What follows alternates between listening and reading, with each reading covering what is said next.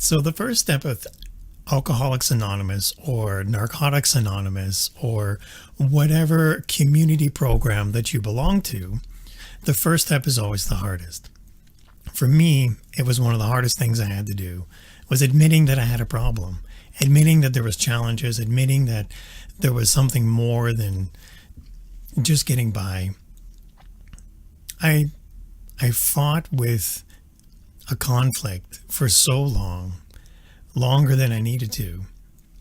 And once I admitted that I was powerless over alcohol, over addiction, over substances, over this spiritual void that I had inside me, once I admitted I was powerless over alcohol and addiction, in that moment, I was able to have this sense of relief. Because before, when I was in the heat of my addiction, I believed that I was in control.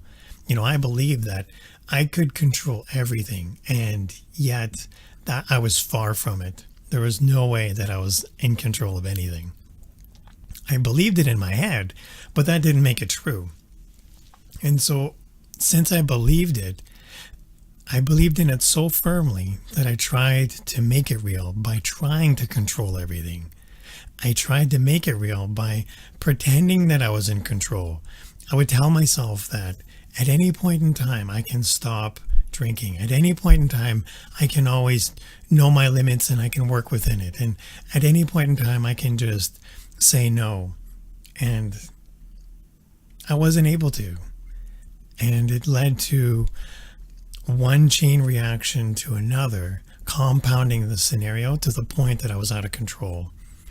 And it all stemmed from this belief that I had, thinking I was in control, thinking that I was the one that was able to make the decision to stop at any time.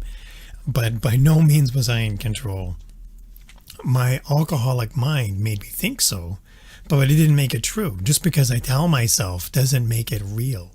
I can try and convince myself, and I could tell other people that I could stop, but I wasn't really trying to convince them. I was trying to convince myself that I could. Once I got to that point where I could recognize that the limits of my ability, once I got to that point, once I accepted that I was powerless over alcohol, over substances, once I drew that line in the sand, if you will, once I recognized that limit, it began to give me that sense of, I don't want to say freedom, but it gave me that just recognition that that's how far I can go, that that's the limit my body and my mind and my spirit can reach, that it helped bring me to a spot where I can begin to remedy that. Now, it doesn't solve it. Just recognizing my limits doesn't make me much more of a bolder alcoholic or an addict. But what it does is it helps bring me to a spot where I'm open to the idea that there is a way. I'm open to the idea that there's something larger than myself. When I first started in this recovery program, I wasn't open to the idea of a higher power. Like, I was kind of a spiritual person before, but I didn't firmly believe in it. I didn't take a minute to be thankful. I wasn't appreciative. I wasn't at that spot where I don't even want to say I wasn't a good person, but I wasn't conducive to the life of recovery. And I was surrounding myself with people who weren't supporting me or supporting my recovery journey. We'll touch on that a little bit later. But in limiting myself and by defining that that's as far as I can go on my own, because what I'm doing up to this point, my addiction got out of control so much that I was losing friends. I was losing the trust of my family members. And it was a very disappointing part of my life. Like, I'm not really proud of some of those events in that time. But what I can say is, from recognizing that that was my limit and I wasn't going to tolerate it anymore, that's what drove me to want to say, what I'm doing right now isn't working. What I'm doing right now isn't helping. And what I want is something more. My family deserves a better son. My sisters deserve a better brother. My friends deserve a better friend. And my girlfriend will deserve a better boyfriend. You get the idea. So if I focus on what I don't have control over, I'm only going to want to control it even more. So one of the things I learned in my recovery was I don't want to say just turn a blind eye. What I do want to say is by shifting my focus, rather than focusing on things that I don't have control over, what do I have control over? By shifting the highlighted reel so that in the 10 seconds before I fall asleep, instead of focusing on the things that are outside of my control, what if I started celebrating the things I do have control over? Just that one thought helped me bridge a gap that was so large in my soul, in my heart of hearts, that it led me to the point where I could open myself to a higher power. And when I entered the program, I really didn't have a higher power in the conventional sense.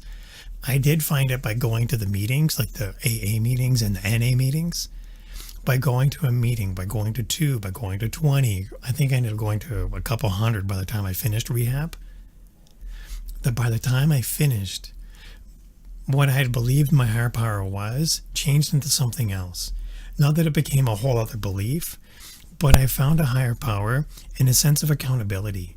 I found a higher power in a sense of something that was bigger than myself. I found it in the group. I found it in the community.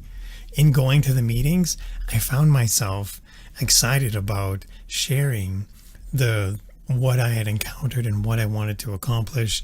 And by declaring it, it was almost like drawing the line in the sand again. By declaring it in a safe place, by declaring that I was weak, by sharing that I wasn't strong enough, and by focusing on the things I do have control over and being lifted up by my community around me, I was able to then reaffirm my beliefs and establish myself a foundation that allowed me to move freely through my recovery. Whereas before, my life was very far from free. My life was filled with regret, anxiety, anxiousness.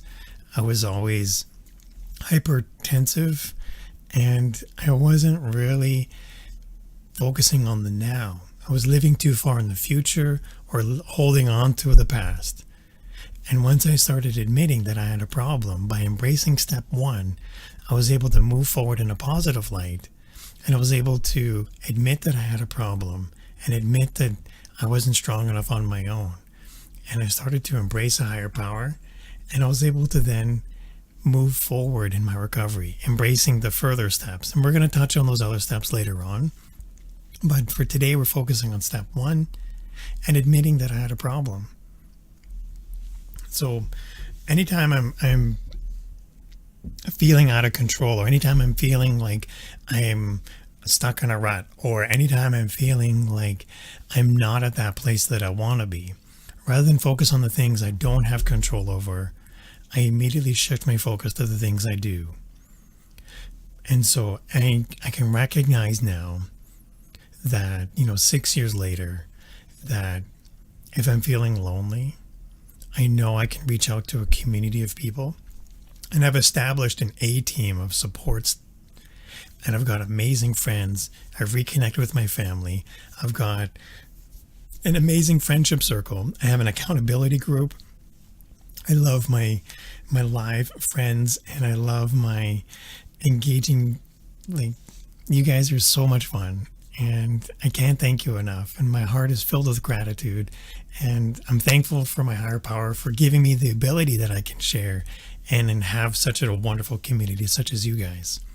So if I do have that lonely spark, and I call it a spark because it's not a flame that's taking control of everything, but it is going to be something that I can choose to either entertain, I can focus on the things I don't have control over, or I can immediately surround myself with amazing connections and get that sense of fulfillment. I can refill myself with a spiritual sense rather than trying to stuff it with things. If I have a spiritual void, they say, if I try and stuff it with things, I'm not going to get very far. If I stuff it with iPads or candy or too much gym, going to the gym too much, that's not going to be fulfilling. That's only a short-term solution to a long-term problem. even if it's alcohol or drugs, these are things that are coping mechanisms that are not really supportive or conducive to the life I wanted to live. So admitting I was powerless over alcohol was one of the hardest things I had to do.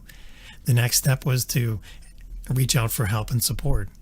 Once I did that, I was able to build myself a community around me, get that recognition and build those patterns of habit. And now I'm able to reach out for help when I need it. So if I'm feeling that loneliness, I go get a friend. I connect with somebody. I let them know how much I appreciate them. If I'm feeling hungry, I go get some food. I've got my meal prep. In case you saw one of my other videos, I've got meal prep videos. And if I'm tired, I make sure I go to the gym and make sure I'm getting a good night rest. So there's lots of different solutions that I've built through the years to help support me and help get me to the spot where I can remove some of these. I'm not completely removing all that stress. I'm not removing all that anxiety, but I can help build those buffers and those layers, because it doesn't get easier. This life of recovery isn't easy. I just get stronger. And by planning in advance, by helping me get everything set up for success, I can then choose a life of recovery. All right, everybody. Thanks so much for watching. Thanks for hanging out. I did want to go and get some new things going. Hold on. Let me get rid of this. And if you're new here, my name is Jason. This is the Outstanding Life Show. If you'd like to know more, if you like what we're talking about, feel free to come hang out, say hi. We do have, hold on. We do have a link set up. So if you want to get today's show notes, type notes in the comments. Or if you want to get if you're not on Facebook, I know not everybody is. If you're watching on YouTube, go ahead and type outstanding.video/notes, and then we'll have a message sent out to you through Facebook, and you'll get the show notes for today sent to you. So thanks again for joining. I want to go over one last thing before we go.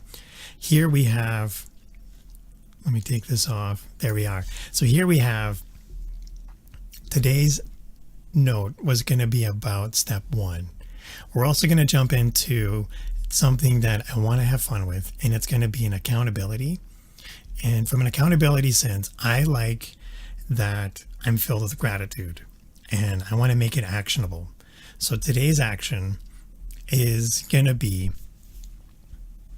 I'm going to make a list of the things I know I don't have control over. And I'm going to recognize them, that even though I don't have control over them, that helps me define what I do have control over. And then I can focus on those. And I know it's not something that I do once a year, but it's something I'm going to get in the habit of doing. And what better time to start than the beginning of a new year, the beginning of step 1. So if you want to join me on this, you're more than welcome to. If you've got some things that are outside of your control and you want to share them, again, leave them in the comments, type a message, send me a message, say hello. The other thing I want to focus on is a gratitude of the day. So we've got the action of the day, and we're also going to have a gratitude of the day. So today's gratitude is, I'm thankful that I have the ability and the capacity that I can embrace my higher power, that I have a higher power to help me when I'm weak, to help me accept that I'm powerless over alcohol, to help reassure me that I'm doing the right thing. Okay. Thank you again for watching. Thank you for hanging out. Thank you for being a part of this community, and thank you for adding value. I look forward to hanging out with you in the future. Again, if you have any questions, let me know. If I wasn't clear on anything, shoot me a message. I can't wait to see you on the next episode. But in the meantime, you take care and have fun. Take care. Bye.